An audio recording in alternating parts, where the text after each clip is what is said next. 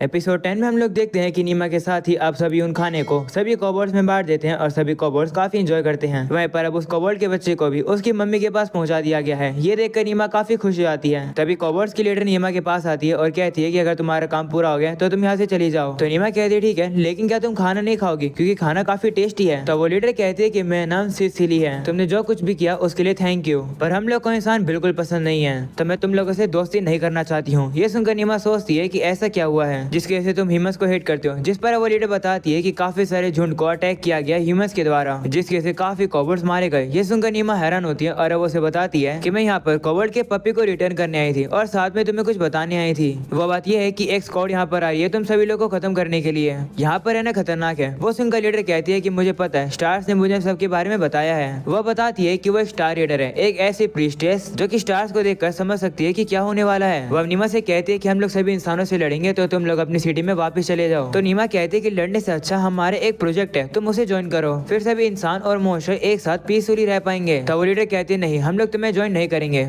वो बताते हैं कि यहाँ पर जितने भी कॉबर्ड्स हैं ये वो कॉबर्ड्स हैं जो कि ह्यूमन अटैक से बचकर आए हैं और ये सभी लोग मुझ पर भरोसा करते हैं क्योंकि मैं उनकी प्रीस्टेस हूँ। मैं किसी भी इंसान पर विश्वास नहीं करने वाली हूँ। ये सुनने के बाद नीमा थोड़ी सी दुखी हो जाती है। तभी रैल्फ वहाँ पर आता है और नीमा से कहते हैं कि हम लोग को सिटी में वापस जाना होगा। तो अब नीमा भी कहती है ठीक है, और वो जाते जाते लीडर से कहती है कि मैं कल फिर से आऊंगी। ऐसा बोलने के बाद अब अपने साथियों के साथ चली जाती है। तभी वो लीडर आसमान में स्टार्स की तरफ देखती है और वो काफी हैरान होकर कहती है कि स्टार ऑफ सेवियर बिल्कुल हमारे साइड में है। तभी वहाँ पर एक बूढ़ा कबोल्ट आता है जो कि उसे कहते हैं कि क्या कुछ स्टार कुछ इंटरेस्टिंग बता रहे हैं। तो लीडर कहती है हाँ, ये स्टार्स बता रहे हैं कि नीमा हमारे सेवियर है, पर ऐसा नहीं हो सकता है। और अब अगले सीन में उन लोगों को नीमा के फादर की तरफ से एक लेटर मिलता है जिसमें लिखा होता है कि कारना यहाँ पर आने वाली है। साथ में उन लोगों को यहाँ के स्क्वाड लीडर की तरफ से एक लोकल रिपोर्ट भी मिली है। वह विल से कहता है कि क्या तुमने जिस ऑथराइजेशन के बारे में पूछा था वो क्या तुम्हें मिल गई है। जिस पर विल कहता है हाँ, मेरे फादर यानी किंग के कहने पर सभी लोग अब मेरे ऑर्डर्स को फॉलो करेंगे, पर एक प्रॉब्लम है। मेरे फादर ने यह भी लिखवाया है कि जब हम लोग इंस्पेक्शन कर रहे होंगे तो मेरे पास अरेस्ट करने की पावर भी होगी। इसका मतलब किंग चाहते हैं कि कोई भी नाइट हमारे रास्ते के बीच में है तो हम लोग उसे हटा दें। ये सुनकर नीमा कहती है कि शायद ऐसा करने के लिए किंग को मेरे डैड ने कहा होगा। वह विल से कहती है कि इसका मतलब तुम हमारे साथ अब बहुत ज्यादा देर तक रहोगे। तो विल भी क्षमा जाता है और कहते हैं हाँ, जब तक रिजल्ट्स मिल रहे हैं तो मैं रह सकता हूँ। तभी रैल्फ कहता है कि हेलन का क्या हुआ, वो तो वापस कभी आया ही नहीं। तो विल स्पिरिट के जरिए चेक करता है और उसे पता चलता है कि वो स्लम्स के अंदर एक इन में छिपा हुआ है। इसका मतलब उसे हेल्प की जरूरत नहीं है। वो सुनकर नीमा कहती है कि अगर ऐसी बात है तो आज हम लोग फॉरेस्ट में वापस जा पाएंगे। और अब इसी में हम लोग देखते हैं वो लोग फॉरेस्ट में आ जाते हैं सभी कॉबर्ड से मिलने के लिए। वहीं पर वही कॉबर्ड का बच्चा तो आकर नीमा को काफी जोर से मारता है क्योंकि नीमा उसके रास्ते के बीच में थी। वो कॉबर्ड का बच्चा तो दरअसल खाना खाना चाहता था और अब वो जाकर खाना खाने लगता है। तभी वहाँ पर वही लीडर जाती है जो कि नीमा को देखकर कहती है कि तो तुम सही में वापस आ गई। तो नीमा कहती हाँ। तभी लीडर नीमा के कंधे पर ग्राटिया और हाकू को देख लेती है जिसे देखकर वो हैरान हो जाती है और कहती है कि मॉन्स्टर तुम्हारे साथ है। जिस पर नीमा कहती है हाँ, वहाँ पर जो शिनकी है वो भी एक मॉन्स्टर है और मेरे अंदर भी एक स्लाइम मॉन्स्टर रह रही है। वो सुनकर लीडर कहती है लेकिन क्यों। इस पर नीमा कहती है क्योंकि इन सभी लोगों को मेरी मदद की जरूरत है। तो अब लीडर कहती है कि इसका मतलब वो सभी लोग भी तुम्हारे प्रोजेक्ट शियाना का पार्ट है। वो सुनकर नीमा कहती है कि इसका मतलब तुम मेरे प्लान के अंदर यानी मेरे प्रोजेक्ट के अंदर इंटरेस्टेड हो। मुझे पता है कि हम लोग भी इंसान है, इसलिए तुम्हें हम पर विश्वास करना थोड़ा मुश्किल हो रहा है क्योंकि इंसानों ने तुम्हें चोट पहुंचाई थी, पर विश्वास करो मैं तुम्हारी मदद करना चाहती हूँ। ये सुनकर वो लीडर याद करती है कि स्टार ने भी यही कहा था कि नीमा उनकी सेवियर है। लेकिन तभी लीडर कहती है नहीं, मुझे उन लोगों को प्रोटेक्ट करना है और वो लोग है यहाँ का झुंड और मेरी छोटी बहन। नीमा ये सुनकर हैरान होती है, उसे कहती है कि तुम्हारी छोटी बहन भी है। जिस पर वो कहती है हाँ। वह रोते हुए कहती है कि हम दोनों के अलावा हमारा पूरा झुंड मारा गया। नीमा उसे दुखी देखकर उसे कहती है कि तुम हाकू को पैट करके देखो, तुम अच्छा फील करोगी। तो वो भी ऐसे करती है और वो सही में काफी ज्यादा अच्छा फील करती है। वह नीमा से कहती है कि यहाँ पर जितने भी लोग हैं क्या हम सभी लोगों की जान बचा पाएंगे। तो नीमा कहती है कि सभी लोगों को बचाना थोड़ा सा मुश्किल है, पर जितना हो सकेगा मैं करूंगी। तो लीडर कहती है ठीक है, क्या तुम मुझे तुम्हारे प्लान के बारे में बता सकती हो। तो नीमा कहती है ठीक है, और वो लीडर को सारे प्लान के बारे में बता देती है और उसे कहती है कि मैं अभी के लिए उन मॉन्स्टर्स को इकट्ठा कर रही हूँ जिन्होंने अपने घर खो दिए हैं और उनके लिए मैं एक अच्छी जगह ढूंढूंगी और उन्हें वहाँ शिफ्ट कर दूंगी। तो लीडर कहती है कि तुम इंसान होकर मॉन्स्टर्स को बचा रही हो। जिस पर नीमा कहती है कि इससे कोई भी फर्क नहीं पड़ता कि वो मॉन्स्टर हो या फिर क्या हो, मैं बस उन लोगों की मदद करना चाहती हूँ जो कि परेशानी में हो। हम तुम्हारे साथ मिलकर लड़ेंगे, तो क्या तुम हमारे प्लान में पार्टिसिपेट करोगी अपने झुंड को बचाने के लिए। तब वो लीडर भी कहती है ठीक है, मैं तुम पर विश्वास कर रही हूँ। तो नीमा भी कहती है ठीक है। जिसके बाद वो लीडर जाती है और कहती है कि मैं बाकी लीडर्स को बुला कर आती हूँ और वो चली जाती है। वहीं पर नीमा सोचने लगती है कि लगता है हम लोग एक स्टेप और आगे हो गए सक्सेसफुल होने के लिए। वह सोचने लगती है कि यहाँ पर जितनी भी अलग अलग ब्रीड है क्या उन सभी लोग की जॉब अलग अलग है। तभी यहाँ पर एक और कोबोल्ट आ जाता है जो कि नीमा का शुक्रिया करता है उस कोबोल्ट के बच्चे को बचाने के लिए। नीमा वहीं पर उसे देखकर काफी हैरान होती है और कहती है कि काफी फ्लफी है। वहीं पर वो कोबोल्ट कह रहा होता है कि वो जो कोबोल्ट का बच्चा था वो हर्ब्स में सबसे यंगेस्ट है, तो वो थोड़ा सा केयरलेस है। ये सुनकर नीमा कहती है कि हर्ब्स क्या होता है, क्या ये कोई ब्लड लाइन होती है, प्लीज मुझे इन सब के बारे में बता दो, मेरा नाम नीमा है। तब वो बंदा भी अपना नाम बताता है, उसका नाम होता है हेनले और वो हीलर फैमिली से है। ये सुनकर नीमा हैरान होती है और कहती है कि तुम्हारे पास नाम है। तो हेनले कहते हैं हाँ, इसका मतलब तुम्हें पता है कि नाम होने का क्या मतलब होता है। तो नीमा कहती है हाँ, शिनकी ने मुझे नेम क्रिएचर के बारे में बताया है, पर मैं आज तक कभी किसी से मिली नहीं थी। तो हेनले कहते हैं कि क्या शिनकी नेम्ड नहीं है। तो नीमा कहती है नहीं, मैंने उसे नाम दिया, तुम्हें देखने पर नहीं लगेगा, पर मैं गॉब्लिन्स की लीडर हूँ। ये सुनकर हेनले हैरान होता है कि नीमा इतनी छोटी होने के बाद भी गॉब्लिन्स की लीडर है। वह नीमा से कहता है कि ठीक है, मैं तुम्हें हम कोबोल्ट्स की इकोलॉजी के बारे में बताता हूँ। वह बताता है कि सबसे पहले कोबोल्ट मेनली दो टाइप्स में स्प्लिट होती है, जो कि होती है हंटिंग और लाइफस्टाइल। जो हंटिंग ब्लड लाइन होती है वो अच्छे से वेपन्स और फिजिकल एबिलिटीज यूज कर सकते हैं, और जो लाइफस्टाइल ब्लड लाइन होती है वो क्राफ्टमैनशिप में अच्छी होती है और डेली लाइफ की चीजें करने में अच्छी होती है। यूजुअली हम लोग अपनी ही ब्लड लाइन के अंदर रहते हैं, पर जब अलग अलग ब्लड लाइन के एक झुंड में आकर रहते हैं हम लोग एक दूसरे की मदद कर पाते हैं। तब नीमा से कहती है कि जो कुछ कोबोल्ट है वो 4 पैरों पर चल पा रहे हैं और कुछ 2 पैरों पर, ऐसा क्यों? तो हेनले बताता है कि जब कोबोल्ट बड़े हो जाते हैं तो अपने 2 पैरों पर खड़े हो पाते हैं। जब कोबोल्ट छोटे होते हैं तो उनकी मसल थोड़ी सी कमजोर होती है, तो उन लोग को ट्रेनिंग देनी पड़ती है अपने आप को, जिससे कि वो चल पाए अपने 2 पैरों पर। वहीं पर अब हेनले और कुछ बता रहा होता है, लेकिन नीमा तो उसके सीधा फर को ही देख रही होती है। उसका फर काफी ज्यादा सॉफ्ट होता है, तो नीमा अब उसे गले लगा लेती है, जो कि हेनले को पसंद नहीं आ रहा होता है। ये देखकर रेल्फ वहाँ पर आ जाता है और नीमा से कहते हैं कि तुम्हें क्या कर रही हो। तो नीमा से कहती है कि हेनले काफी सॉफ्ट है, उसका हम लोग एक सॉफ्टवेयर बना देते हैं जिसे हम लोग मार्केट में बेचकर काफी प्रॉफिट कमा पाएंगे। ये सुनकर रेल्फ भी हेनले को टच करता है और वो कहते हैं हाँ, ये तो काफी सॉफ्ट है। तभी वहाँ पर विल भी आकर कहता है कि हाँ, ये तो सही में सॉफ्ट है, इसका सॉफ्टवेयर बनाने में थोड़ी सी दिक्कत हो सकती है। ये सब सुनकर हेनले गुस्सा होता है और कहते हैं कि तुम लोग ये क्या बातें कर रहे हो। तभी वहाँ पर लीडर आ जाती है और वो उन्हें बताती है कि तैयारी हो गई है। वह हेनले से भी कहती है कि मेरे साथ आओ। तब वो लोग भी वहाँ जाते हैं और नीमा वहाँ पर जितने भी लीडर्स होती है उनको अपने प्रोजेक्ट शियाने के बारे में बता देती है। वो उनसे कहती है कि लोकेशन की अभी थोड़ी सी कमी है, इसे थोड़े समय के लिए तुम लोग गॉब्लिन्स के साथ रहोगे। तो वो सभी लोगों को नीमा का प्लान काफी ज्यादा पसंद आता है और अब वो नीमा के प्लान यानी प्रोजेक्ट से एग्री कर रहे होते हैं। वो सुनकर नीमा काफी खुश आती है और अब वो कहती है कि चलो, प्लान में तो तुम लोग ज्वाइन कर गए हो, अब बात ये है कि जो एक्सटर्मिनेशन स्क्वाड यहाँ पर आ रही है हम लोग उसे कैसे हैंडल करें। तब एक कोबोल्ट कहता है कि वो लोग तो ऑलरेडी इकट्ठा हो चुके हैं, तो मुझे लगता है कि जाने का यहाँ से कोई समय है भी। जिस पर दूसरा बंदा कहता है कि लेकिन हम लोग बस यहीं पर नहीं रह सकते हैं, हम लोग सेफ जगह जाना चाहेंगे और नीमा के प्लान को मोशन में लाना चाहेंगे, पर शायद ऐसे हम लोगों से भिड़ना ही पड़ेगा। जिस पर नीमा कहती है नहीं, ऐसा नहीं होगा, हम लोग लेनिस को मैनिपुलेट करके उनके डायरेक्शन को बदल देंगे, जिससे कि तुम लोग को थोड़ा सा मौका मिल जाएगा वेस्ट में भागने का। मुझे लगता है कि कोबोल्ट ऐसा कर पाएंगे क्योंकि कोबोल्ट की स्पीड काफी अच्छी होती है। तब कुछ कोबोल्ट कहने लगते हैं लेकिन ये तो फिर भी खतरनाक है,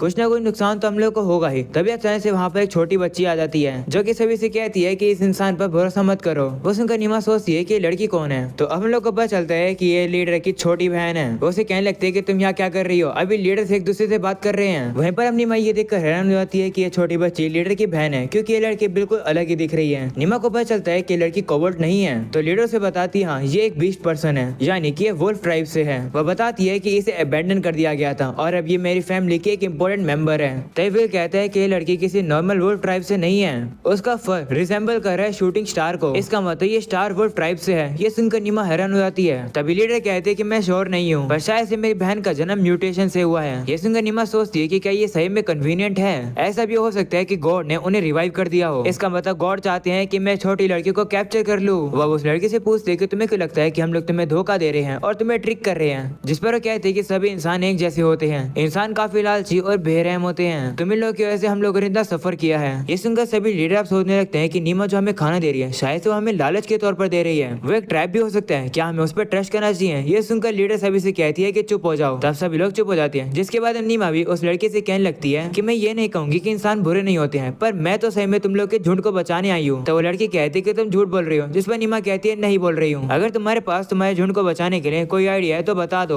जिस पर वो लड़की कहती है नहीं, मुझे नहीं पता होगा, क्योंकि ये लोग मुझे कुछ भी नहीं बताते, क्योंकि मैं एक बच्ची हूँ, पर तुम जैसे स्ट्रेंजर को इन लोगों ने सारी बातें बता दी है, पर मुझे नहीं। ये सुनकर लीडर अब उस लड़की से कुछ कहने वाली होती है, पर नीमा उसे चुप करा देती है और अब उस लड़की से कहती है कि तुम्हें जो कुछ भी बोलना है तुम बोलो खुलकर। तब वो लड़की चिल्लाकर कहती है कि मुझे भी लड़ना है, मैं भी इंसानों को हरा सकती हूँ। वो अब रोने लगती है और कहती है कि मैं भी हमारे झुंड के लिए कुछ करना चाहती हूँ। ये सुनकर नीमा सोचती है कि इसे ऐसा इसलिए लगा होगा कि ये लेफ्ट आउट हो गई है। नीमा अब जाकर उसे पैट करती है और कहती है कि क्या तुम हमें ज्वाइन करना चाहोगी, तुम बाकी सभी लोगों के साथ और अपनी बहन के साथ लड़ना चाहती हो, है ना। जिस पर वो कहती हाँ। तो नीमा उससे कहती है कि मैं समझ सकती हूँ कि तुम्हारी बहन तुम्हारी चिंता कर रही है, इससे तुम मेरे साथ रहोगी तो सेफ रहोगी। ये सुनकर वो लड़की सोचने लगती है। वहीं पर वो लड़की सोच रही होती है, इसी मौके का फायदा उठाकर नीमा उसके सर को हेड पैट कर रही होती है। वो सोच रही की होती है कि अगर मेरी इस लड़की के साथ दोस्ती हो जाएगी तो मैं इसे पूछूंगी कि क्या मैं इसके कानों को हाथ लगा सकती हूँ। तब ये लड़की नीमा को सोचकर बताती है कि क्या मैं सही में अपनी बहन की मदद कर सकती हूँ। तो नीमा कहती है हाँ, और वो लीडर से भी कहती है कि तुम्हारी बहन मदद कर सकती है तुम्हारी, है ना। ये सुनकर वो लीडर अपनी बहन से कहती है कि मेरी बात ध्यान से सुनो, ये जो नीमा है ये हमारी सेवियर है, हमेशा उसकी साइड रहना और उसे प्रोटेक्ट करते रहना, समझी मेरी बात। जिस पर वो लड़की कहती है ठीक है। वही नीमा हैरान होकर लीडर से कहती है कि मैं तुम्हारे सेवियर हूँ, इसका क्या मतलब हुआ। तो वो लीडर कहती है कि स्टार्स ने मुझे बताया कि साल्वेशन होने वाली है, तो मुझे समझ आ गया कि स्टार्स तुम्हारी बात कर रहे हैं कि तुम हमारे सेवियर हो। तो नीमा कहती है कि लेकिन रैल्फ और विल भी तो यहाँ पर है।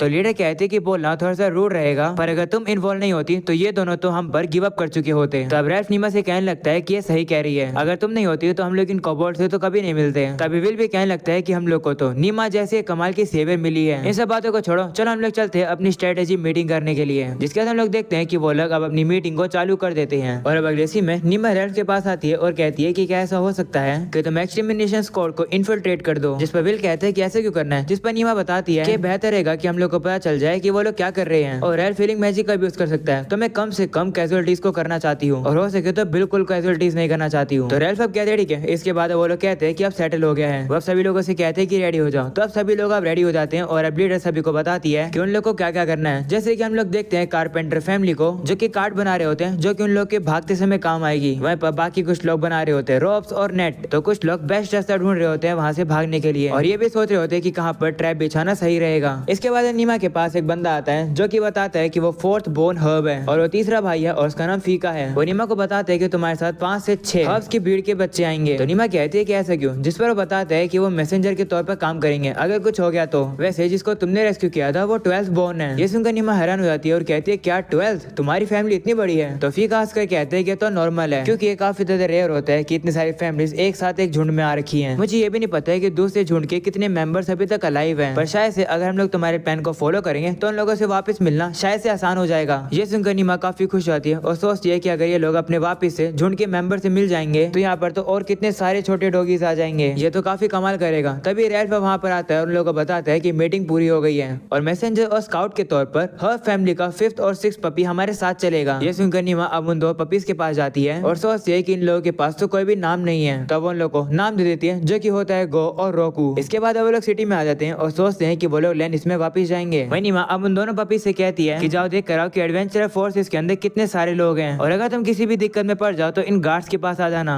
ये सुनकर वो पपीज वहाँ से चले जाते हैं। वहीं पर नीमा बताती है कि जो नॉक्स है वो भी इमरजेंसी मैसेंजर के तौर पर काम करेगी और वो मेरे भाई को कांटेक्ट कर देगी। वहीं नीमा बताती है कि ग्राटिया अभी के लिए कुछ भी नहीं करेगी क्योंकि वो अभी छोटी है। वहीं पर वो गार्ड्स भी जाने के लिए तैयार हो जाते हैं और अब वो लोग अपना भेष बदल लेते हैं। वो कहते हैं कि हम लोग एडवेंचर फोर्सेस के अंदर इन्फिल्ट्रेट करेंगे और इन्फॉर्मेशन इकट्ठी करेंगे। नीमा भी उन लोगों से कहती है कि तुम लोग का डिस्गाइज तो बिल्कुल परफेक्ट है। इसके बाद वो गार्ड्स भी वहाँ से चले जाते हैं। वहीं पर विल कहता है कि हम लोग को भी चलकर अब नाइटहुड पोस्ट पर चलना चाहिए। इसके बाद वो लोग वहीं पर आ जाते हैं जहाँ पर वो लोग प्रिंस विल का वेलकम करते हैं। विल भी अब उन लोगों से कहता है कि तुम लोग को फॉर्मल होने की जरूरत नहीं है, मैं बस इस लड़की नीमा के साथ आया हूँ। वैसे कोबोल्ड एक्सटरमिनेशन स्क्वाड के इंचार्ज तुम हो क्या। जिस पर वो बंदा कहता है हाँ। तो विल कहता है कि उसके बारे में मैं तुमसे कुछ डिस्कस करना चाहता हूँ। तब वो बंदा भी कहता है ठीक है इस तरफ चलो। इसके बाद वो लोग आगे जाने वाले होते हैं। तभी नीमा देखती है कि वहाँ पर तो हेलरन खड़ा था। नीमा उसे कुछ बोलने वाली होती है लेकिन हेलन उसे चुप करा देता है। ये देखकर नीमा सोचने लगती है कि आखिर ये यहाँ पर क्या कर रहा है, ये तो नाइटहुड का पोस्ट है और वैसे इसने ऐसे कपड़े क्यों पहन रखे हैं। नीमा काफी धीरे से उससे कहती है कि रात के समय पर मुझे रिपोर्ट दे देना। इसके बाद वो सभी लोग एक जगह पर आकर बैठते हैं जहाँ पर रैल्फ अब उसी बंदे से कहता है कि मैं भी तुम लोग के साथ आना चाहता हूँ कोबोल्ड्स को मारने के लिए। तो वो बंदा कहता है कि लेकिन ये काफी डेंजरस है। जिस पर रैल्फ कहता है कि मेरे फादर सिटी में मदद भिजवाने के लिए तैयारियां कर रहे हैं और फिर मैं यहाँ पर हूँ और अगर मैं कुछ भी नहीं करूंगा तो मेरी फैमिली के नाम पर मैं एक धब्बा हो जाऊंगा, मुझे खुद से शर्म आएगी। तो बंदा कहते हैं ठीक है पर मैं तुम्हें ये गारंटी नहीं दे सकता हूँ कि हम लोग तुम्हें प्रोटेक्ट कर पाएंगे। ये सुनकर नीमा उस बंदे से कहते हैं कि रैल्फ एक काम करेगा, वो सभी स्क्वाड के बिल्कुल पीछे रहेगा और जितने भी इंजर्ड लोग होंगे वो उन्हें हील कर देगा। रैल्फ भी अब उस बंदे से कहता है हाँ मैं इंटरमीडिएट लेवल का मैजिक यूज कर सकता हूँ। ये सुनकर बंदा कहता है ये तो कमाल की बात है और अब वो कहता है ठीक है तुम हमें ऐसा चल सकते हो पर क्या तुम हमें अपने 2 गार्ड्स बोरो करने दोगे, तो मैं तुम्हें भी ज्वाइन करने दूंगा। जिस पर अब वो 2 गार्ड्स वहाँ पर खड़े थे जो कि रैल्फ के गार्ड थे। वो अब कहते हैं ठीक है हम लोग रैल्फ के साथ चलेंगे, तुम हमें बोरो कर सकते हो। तभी अचानक से वहाँ पर एक गार्ड आता है जो कि उसी बंदे के कान में एक इमरजेंसी बात बताता है, जिसे सुनकर वो बंदा काफी हैरान हो जाता है और वो उनसे कहता है कि मुझे थोड़े समय के लिए जाना होगा। इसके बाद वो चला जाता है। वहीं पर नीमा सोचने लगती है कि क्या हुआ होगा। तो शिनकी उसे बताते हैं कि कुछ एडवेंचर्स के बीच में लड़ाई चल रही थी, तो कुछ नाइट्स जाकर उन लोगों की लड़ाई रुकवाने की कोशिश कर रहे थे, पर वो नाइट्स ही घायल हो गए। उनमें से एक नाइट्स तो काफी ज्यादा घायल हो गया। ये सुनकर वो लोग भी अब वहाँ पर देखने के लिए जाते हैं कि आखिर हुआ क्या है, और अब वो लोग भी देखते हैं कि वहाँ पर तो सही में नाइट्स घायल हो चुके हैं। वो वो देखकर नीमा काफी हैरान हो जाती है और इसी के साथ हो जाता है ये एपिसोड यहाँ पे खत्म। बस नया हो तो लाइक कर देना, चैनल पर नहीं हो तो सब्सक्राइब कर देना। मिलते हैं अगले एपिसोड के अंदर, तब तक के लिए बाय बाय।